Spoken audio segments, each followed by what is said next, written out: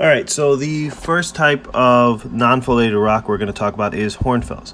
And hornfels is unique because it is the only rock on your chart that is only caused by contact metamorphism. What does that mean? That means there were rocks that were very close to a magma source and they got baked and their mineral properties changed and they turned into this metamorphic rock.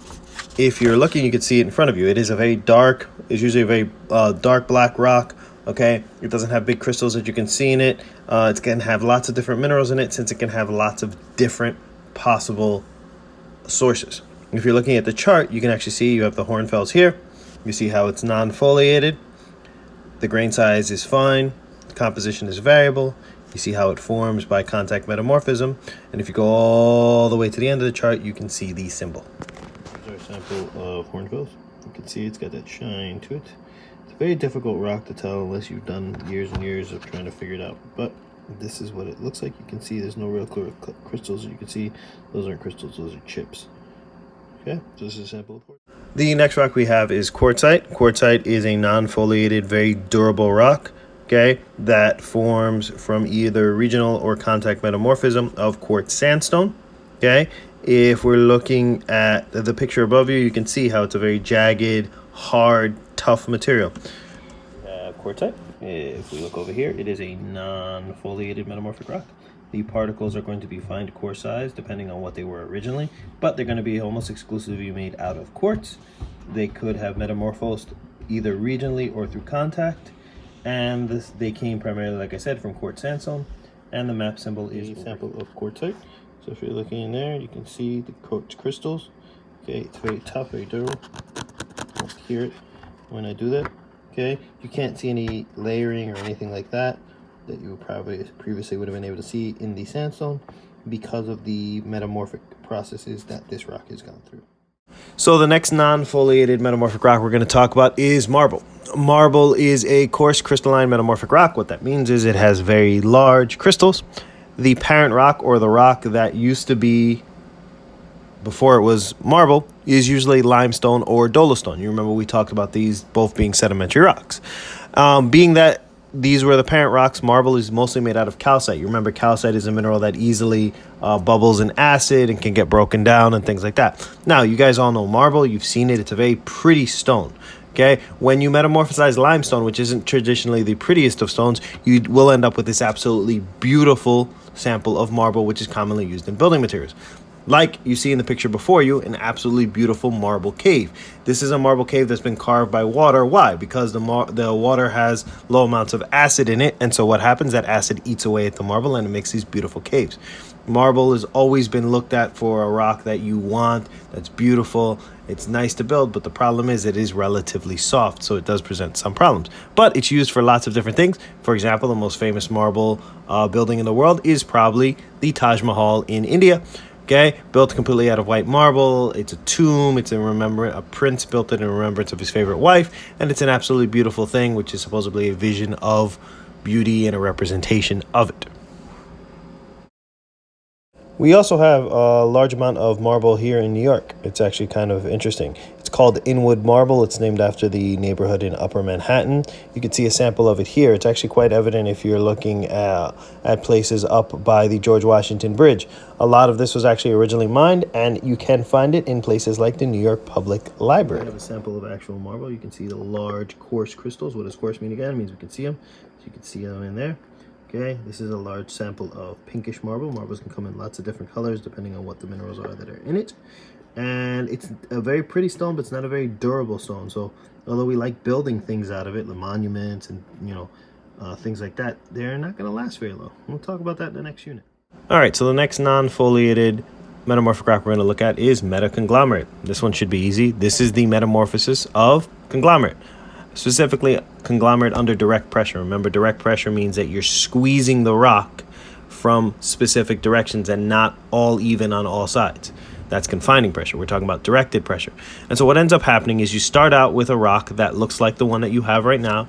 You can tell it's conglomerate because it has what? Rounded pebbles. And those rounded pebbles and all the cement and sand that sticks together were formed inside of a energetic stream. Okay, and so what happens is you get a sample that looks like this, and you apply pressure and you squeeze it. So imagine I squeeze it, you take your fingers and you can kind of squeeze it from the top and the bottom.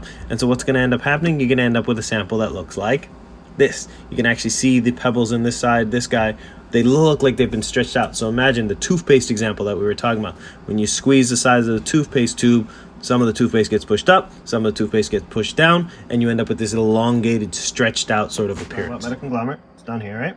And so what do you look? It's nonfoliated, coarse. Why? Obviously, you can see those big pebbles. Lots of different minerals in there. Typically, it's going to form from regional metamorphosis. And what do you see? The pebbles are distorted. They're stretched out. That's how you tell them. They don't look like the regular pebbles. And once again, of course, you're looking for the map symbol that's down here. The last non-foliated metamorphic rock we're going to talk about is anthracite.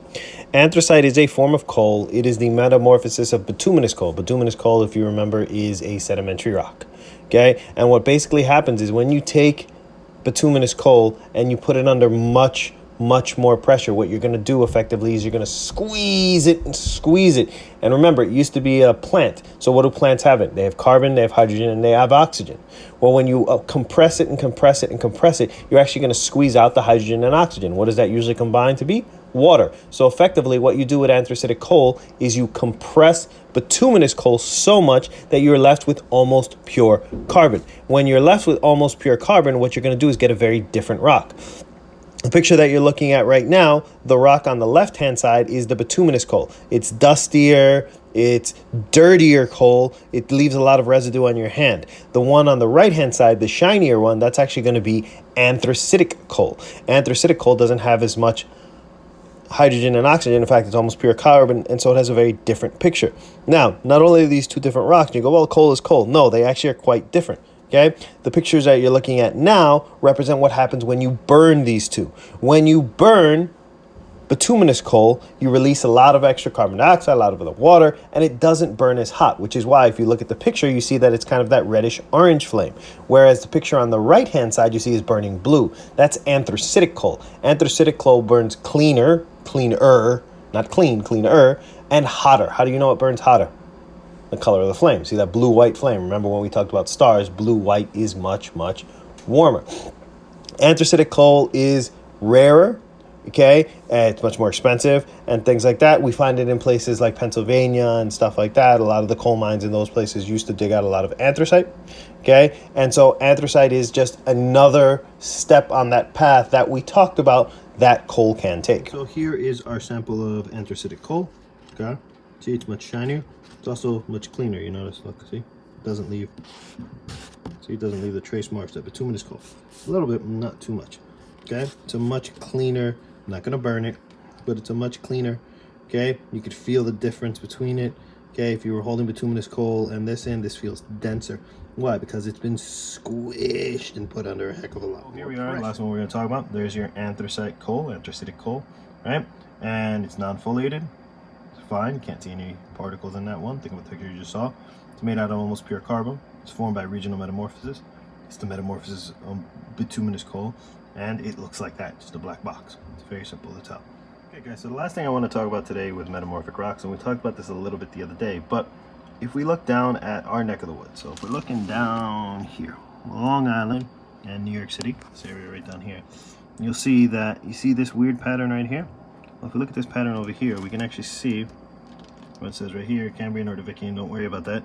Quartzites, dolostone, marbles, and schists, okay? Intensely metamorphosized, okay? So this area where we live right here, okay, you find a lot of metamorphosed rocks. And we talked about, you have the Inwood marble, you've got the Manhattan schist, and you've got the Fordham gneiss. Now, to show you, basically, the area that we live in, these are the three rocks that you find in Manhattan and the Bronx and places like that.